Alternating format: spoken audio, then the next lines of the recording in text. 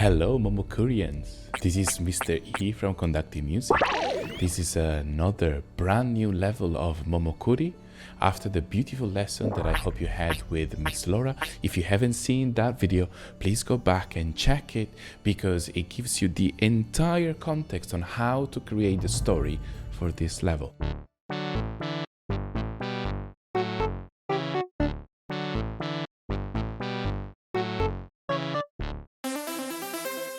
Now that you've got these dialogues, player choices and story written down, and if you haven't, you can use ours as a template that then you can modify. I would like to continue the story from within the game. I'm gonna show you how to change the atmosphere of Momocuri in what we are now calling our 4th level. As you can see, the game is getting bigger and bigger and bigger. And as always, if you're struggling with the code, please don't forget that we provide you with our code, so you can use that as a starting point and then change it with your own assets, designs, and stories. Or alternatively, if you feel like multiple levels within the same game are a little bit too complicated, don't forget that you can start a new project, and in that way you will have different projects for each levels of the game. So my plan for this lesson is to jump back into the code, show you what we've done so far, just as a quick recap, and then to delve into the story of level 4, which is the moment in which our hero meets perhaps a friend, perhaps an enemy. That remains to be found out. Okay, here we are inside the code. It's getting big. Don't worry, I'm going to show you a couple of tricks on how to tidy up. So first of all, the start block up here is the one that sets up our character and all of the collectibles. We had 3 types of herbs: green, yellow, and red. Then we called level 2, and the reason why there is no level 1 is simply because the start one is already the level 1, so we don't really have to redo it.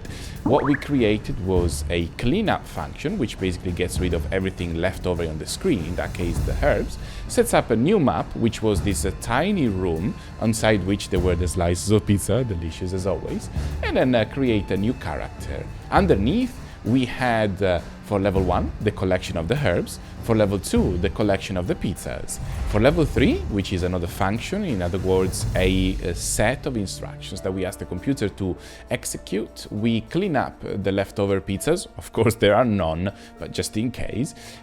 We destroy and recreate our character, place it with a new hairstyle, and then place down the yin-yang stone, the 8 yin-yang stone.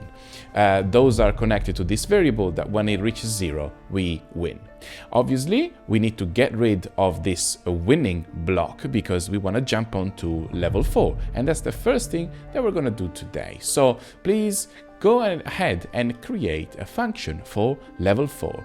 In case this part is missing, don't worry, just click on Advanced and go ahead and click on Functions. You can recognize it because it's dark blue and it's got that little bump at the top. So as you click on it, you can call it level 4. By the way, if you guys have created more levels or less levels, please remember to adjust the numbers. I've got my new temple here. I'm really happy to be teaching from this new location. So what we want to do at the beginning is create a slightly modified tile map, because at this stage there is a house, it's dark, and we might need to explore a little bit our surroundings. There's a few new blocks, and it includes a new extension that you might have played around with before, but it allows us to change slightly the colors. So let's see how we can install the extensions and expand even further the power of arcade. Right, first things first, go and grab the map. So here you go, you can borrow it from level 3, right click and duplicate, and if you are on an iPad, remember to tap and hold, enter the tile map, and here we go. We would like to place down a house. So if you look a little bit around, there's quite a few different tiles here, isn't it? But there are no houses. Now here's the trick. The house is considered a sprite. Okay, so we want to create a sprite, which is the house of the old lady. So let's go and create a variable that is called something like old lady's house, something like that. I've just created one. And in terms of kind, this needs to be a house. And let's go inside the sprite category. You can draw a house if you like, but there's a few already for you. So you can use the red one or the purple one and modify the colors. Up to you, again, depending on how much time you've got available on this particular lesson. We need to place it, and the placing is on scene, and you can scroll down a little bit until you find place. Match the variable name, because in this case it's old lady's house. And by the way, a quick note, code is written as well as read vertically, as we would read a book. So it's really important to place them in the correct order, because if I, for example, do it like this, the computer is going to scream and probably crash our games, because we're asking the computer to place something that does not exist yet. If you haven't coded, it does not exist. You cannot just expect the computer to make it, you are the ones who make it. Right, so I think we settled for 2531, and that seems to be quite good. But if you remember on Miss Laura's lesson, we were looking at a scene happening at night. So we need to change the color slightly. So let's go to extensions. Scroll down until you find color fading and install it. In a few seconds, you'll find the color here with a drop. Just in case, if it's hidden, click on Advanced, go to Extensions, scroll down to Color Fading and install it. The block that we want from color is this one here. It says Fade from Original to Original. So please drag it in, and let's go and place it right here. Okay, so from original to, and then you can decide how long it should take. Maybe we can be a bit more dramatic and make it last for longer. And here, go for it. Decide whatever you like. Okay, so for this one, I'm just gonna try it on Steampunk. Okay, guys, before we go and play our game, remember to modify this little part here where we don't want to win once we collect all the Yingian stone, but we want to call level 4, okay? Once again, we want to call level 4. So let's go ahead and test it. All right, so it's gone pretty dark. And if I go and look, the house, it's there, that's great. But nothing is happening at the moment. Nothing is happening at the moment. Okay, that sounds great. Let's go and code in our next scene. We've got a house, we've got a new house on the tile map, and everything has gone dark.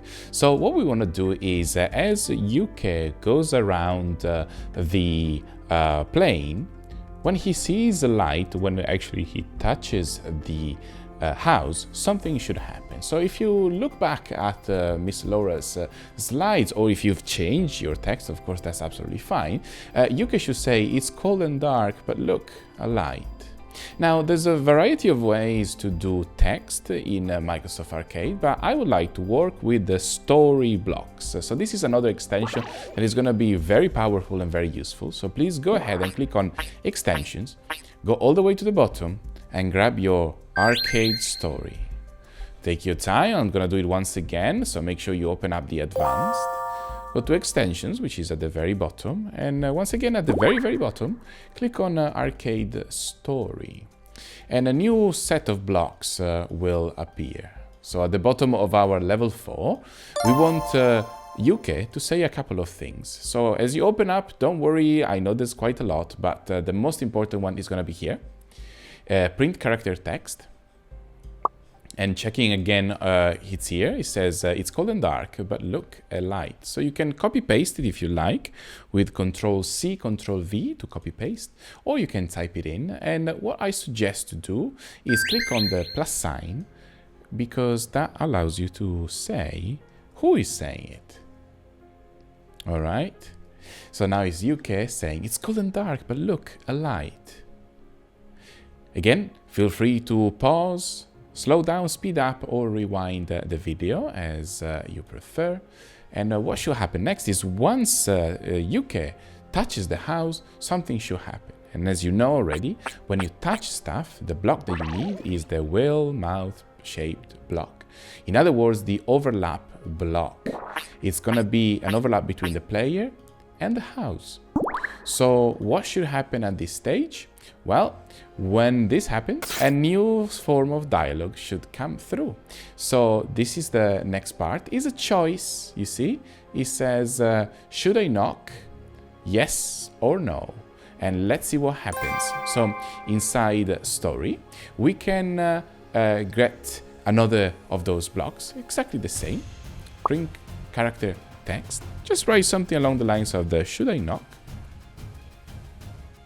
And don't forget to put, I mean, now it makes, it's quite obvious because there's only one character, but as we start having more characters, we're gonna wanna be able to distinguish who is speaking. So should I knock? And we need to show a few player options. And luckily, the player options are actually just called show player choices. So you see under story, scroll down to the bottom of the menu, and you get show player choices, which are yes, no. And if you guys are more advanced students, you want to put multiple ones, then you can add them. At this stage, what you need to do is create an if statement. So as you remember from previous coding lessons, the if statement is a little piece of code that says if this is the choice, then this should happen.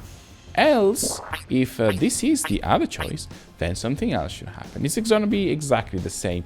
We're going to give the player a choice, or better, the illusion of the choice. And this happens quite often in video games. Well, we want the player to choose to knock. But even if they choose not to knock, we're just going to give an excuse, and they're going to have to end up knocking anyway. So we're a little bit cheeky there, but you know, it's part of the game design. Here we go, the if statement. I hope you remember it. It's under logic. And you can grab this block here. Please go ahead and press the plus ones and the minus ones, so we have the two hexagons. And what we're going to do is put if the player choice is yes, then something happens. If it's no, something else happens. Why am I doing this? Because if you look at the story, remember there was the choice part. So if it's yes, we go to here. If it's no, we go here. All right? So let's take a look. So we can go to story. And we've got last answer equals. If it's yes, so you can type it in. But my suggestion is if this is a long answer, because it needs to be typed in exactly the same, please copy paste the text to avoid spelling mistake. So if the last answer equals yes, as you can see, there should be two dialogues. The old lady saying come in, sit down by the fire, and a UK saying thank you. Here we go. The block is the same. Print character text. Come in, sit down by the fire. But in this case, it's the old lady saying it. UK is polite, so he simply replies, thank you. Right? If we choose no instead, you see that this goes to this part here, and then it goes back in again. So it goes here, and then it goes back in again. So here we go, but I'm getting wet. No choice. All right, no problem, no problem. So here we go. We're gonna go to one more block. We can copy exactly the same text, and as always, yours might be different. We have now set up a choice for our player. So if we choose yes, there's a dialogue here. If we choose no, there's this other dialogue, but we end up going into the house anyway. So at this stage, we need to set up our fifth level. Keep in mind that rather than levels, these are scenes, but I'm just gonna keep the name levels just so it's a bit easier. And we're gonna go into level 5. So once again, find an empty space on your canvas. Create a function. This time it should be called level 5.